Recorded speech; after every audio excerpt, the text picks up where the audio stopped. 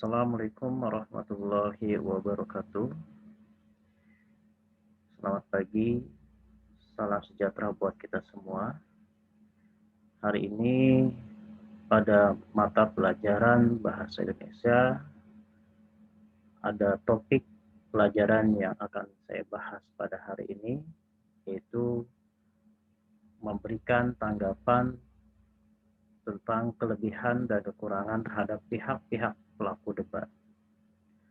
Begitu para siswa-siswi, alangkah lebih baiknya memperhatikan dan simak penjelasan saya dari awal hingga akhir agar pelajaran kalian tetap berkualitas meskipun dalam pembelajaran online learning. Kemampuan akhir yang diharapkan yaitu siswa dapat memberikan tanggapan bagaimana memberikan tanggapan tentang kelebihan dan kekurangan terhadap pihak-pihak pelaku debat. Agar kemampuan akhir yang diharapkan dapat tercapai, alangkah lebih baiknya para siswa mempersiapkan buku catatannya agar dapat mencatat poin-poin penting yang akan saya jelaskan pada materi pelajaran hari ini. Kita masuk kriteria pelaku debat, ya. Jadi ini pun sebagai indikator kalian dalam menilai para kontestan debat terhadap tugas kalian hari ini. Yang pertama, idealnya ketika seorang pelaku debat atau istilahnya para grup dalam debat, baik itu grup pro, kontra, atau netral, maka idealnya setiap anggota itu memiliki kriteria sebagai berikut, yaitu pertama menguasai tentang topik yang diperdebatkan. Artinya, setiap debat memiliki topik-topik yang diperdebatkan. Maka seorang para peserta harus menguasai topik-topik yang akan diperdebatkan.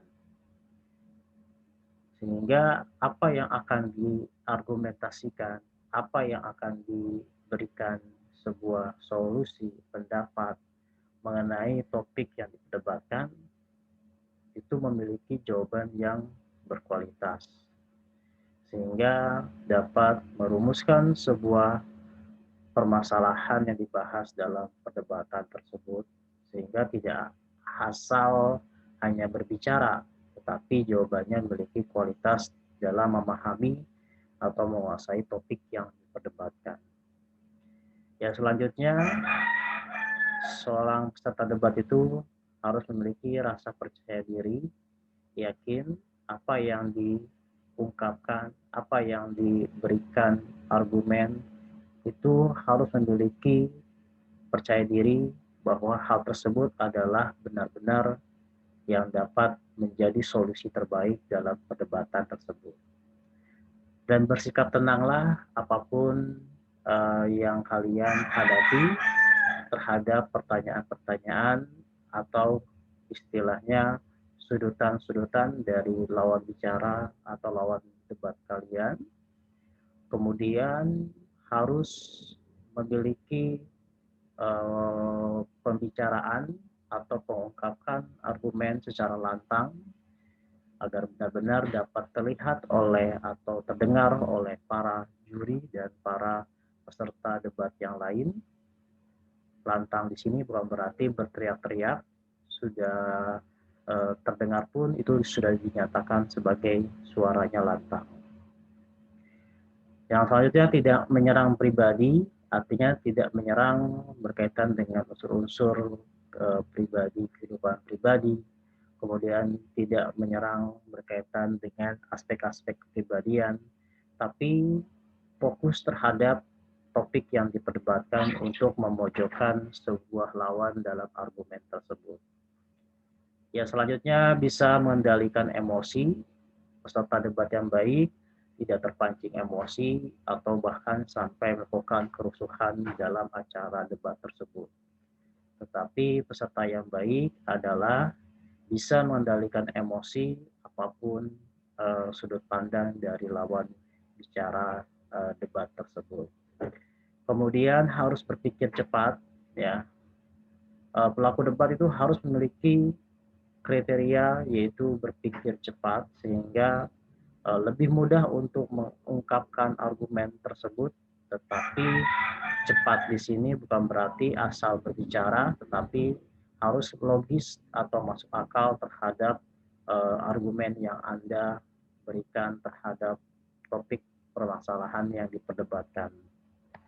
Fokus ke argumen artinya fokus kepada pendapat yang akan diungkapkan dan fokus juga terhadap argumen-argumen yang telah dinyatakan oleh kelompok debat yang lain, sehingga kalian bisa menyangkal argumen lawan debat kalian secara logis ketika kalian fokus ke argumen dan bisa menyajikan konten dengan data yang akurat.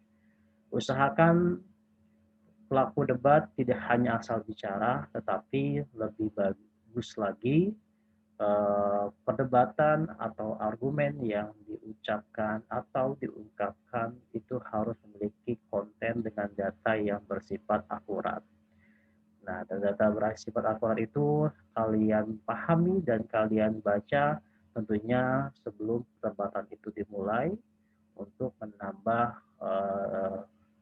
kualitas perdebatan kalian dalam menyampaikan argumen untuk memojokkan atau memiliki kualitas dalam hal jawaban yang kalian ungkapkan dalam topik perdebatan tersebut. Kemudian kita masuk ke jenis-jenis debat. Ada debat parlementer, debat pemeriksaan ulangan, dan debat formal. Adapun pengertiannya, debat parlementer ini itu dilakukan untuk hal-hal yang berkaitan dengan undang-undang dan hal-hal yang berkaitan dengan regulasi second ballot pointer. Artinya biasanya ini dilakukan debat parlementer ini untuk kalangan-kalangan anggota dewan, ya, seperti di anggota DPR atau DPRD. Kemudian debat pemeriksaan ulangan yaitu mempertimbangkan pendapat-pendapat yang muncul atas dihasilkannya suatu keputusan tertentu. Artinya mengkaji, ya, perdebatan itu dipakai untuk hal mempertimbangkan pendapat-pendapat yang dikaji dalam keputusan-keputusan tertentu, ya. Misalkan ini pun bisa sebagai debat untuk perlombaan atau debat untuk hal-hal keputusan-keputusan dalam organisasi-organisasi atau kelompok-kelompok tertentu. Kemudian ada debat formal, yaitu pemberian kesempatan bagi dua tim pembicara untuk mengemukakan kepada para pendengar sejumlah argumen yang menunjang atau yang membantah suatu usulan. Debat formal ini juga bisa dicontohkan sebagai debat calon presiden dan wakil presiden, atau debat kandidat-kandidat kepala daerah seperti wali kota dan atau bupati, ya. Dan ini pun contoh debat-debat yang jenis debat yang bisa digunakan juga untuk ajang untuk perlombaan para siswa, yaitu debat formal juga bisa digunakan. Ini adalah contoh tanggapan pada debat. Nanti ini berkaitan dengan tugas kalian. Jadi tugas kalian pada hari ini, kalian harus menyimak video terlebih dahulu sebuah perdebatan. Setelah kalian menyimak video perdebatan tersebut, kalian harus memberikan tanggapan pada debat. Tanggapan apa yang harus kalian berikan berkaitan dengan kelebihan dan kekurangan pada debat pada video tersebut.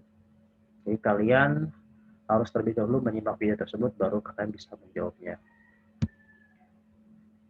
Contohnya, setelah kalian menyimak video tersebut, kalian harus memberikan tanggapan kalian secara individual tentang kelebihan debat dan kekurangan debat pada video yang kalian simak. Contoh yang saya berikan tentang kelebihan debat, ini sebagai contoh saja, mungkin nanti kalian sebagai inspirasi kalian, tapi kalian harus memberikan kelebihan dan kekurangan itu harus bersifat objektif, apa adanya, sesuai dengan video perdebatan yang kalian simak. Adapun contoh yang saya berikan tentang kelebihan debat sebagai berikut, yaitu dengan perdebatan yang sengit akan mempertajam hasil pembicaraan. Kedua segi permasalahan dapat disajikan yang memiliki ide dan yang mendebat atau menyanggah sama-sama berdebat untuk menemukan hasil yang lebih tepat mengenai suatu masalah. Kelompok pro dan kontra dapat menganalisa masalah di dalam kelompok, asal terpimpin sehingga analisa itu terarah pada pokok permasalahan yang dikehendaki bersama. Dalam pertemuan debat itu, siswa dapat menyampaikan sebuah fakta dari kedua sisi masalah, kemudian diteliti fakta mana yang benar atau valid dan bisa dipertanggungjawabkan. Karena terjadi pembicaraan aktif antara eh, pem, antara pembicaraan dan penyanggah ya aktif antara akan membangkitkan daya tarik untuk turut berbicara, turut berpartisipasi mengeluarkan sebuah pendapat. Itu kelebihan debatnya. Kemudian kekurangan debatnya, perdebatan pada tim pro, kontra, dan netral, keinginan untuk menang mungkin terlalu besar, sehingga tidak memperhatikan pendapat orang lain. Kemudian lain di antara anggota mendapat kesan yang salah tentang orang yang berdebat. Sengitnya perdebatan bisa terjadi selalu banyak emosi yang terlibat sehingga debat itu semakin kencang dan ramai. Agar bisa dilaksanakan dengan baik maka perlu persiapan sebelumnya. Nah, itu adalah contoh dari kelebihan dan kekurangan debat yang saya berikan pendapat saya mengenai video yang saya lihat berkaitan dengan perdebatan tersebut. Nanti kalian harus memiliki objektivitas tentang pendapat kalian mengenai kelebihan dan kekurangan debat tersebut. Oke, terima kasih para siswa-siswi yang sudah menyimak materi pelajaran saya pada hari ini dan semoga kalian bisa mengerjakan tugasnya dengan baik setelah kalian menyimak penjelasan saya pada materi hari ini. Semoga ada manfaatnya buat kalian. Kita tutup saja penjelasan pada materi hari ini dengan mengucapkan hamdalah, alhamdulillahirabbil alamin. Assalamualaikum warahmatullahi wabarakatuh.